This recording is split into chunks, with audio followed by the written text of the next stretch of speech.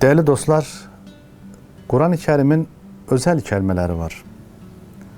İnsanın elinden tutup semalara yükseldir. Tezekkür kelimesi de Kur'an'ın bize bahşettiği edebiyatımızı zinetlendiren kelimelerden biridir. Tezekkara əslində hatırlamaq mənasına gəlir. Sözün kökü zikir. Bəqərə surəsində də uca yaradan fəzkuruni əzkurkum ayəsini bizə əmr edir. Fəzkuruni, ey insanlar, məni xatırlayın. Məni yaddan çıxarmayın. Çətin anınızda, xoş günlərinizdə, kasıb anlarınızda, zəngin günlərinizdə, gecədə, günüzdə, günahla baş-başa qaldığınız zaman, haram qarşınıza çıxdığında, müsibət qapınızı döydüyündə, xoş günlərlə dağda, bağda gezdiyinizdə, gözəl meyvələr yediyinizdə, Bismillah deyin. Səfərə çıxdığınızda məni xatırlayın.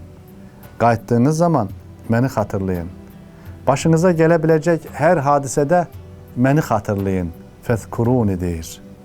Namaz qılın, dualarınızı edin, zikir edin, yəni məni xatırlayın.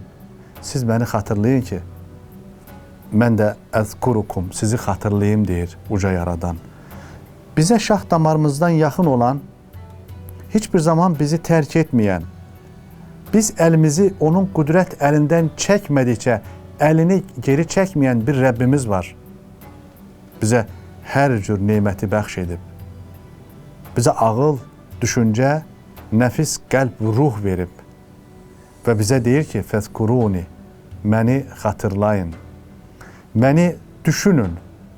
Mənim haqqımda verdiyim nemətləri dilə gətirin, onun şükrünü edin.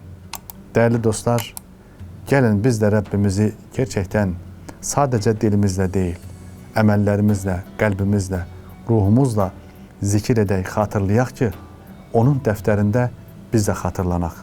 Allah'a əmanət olun.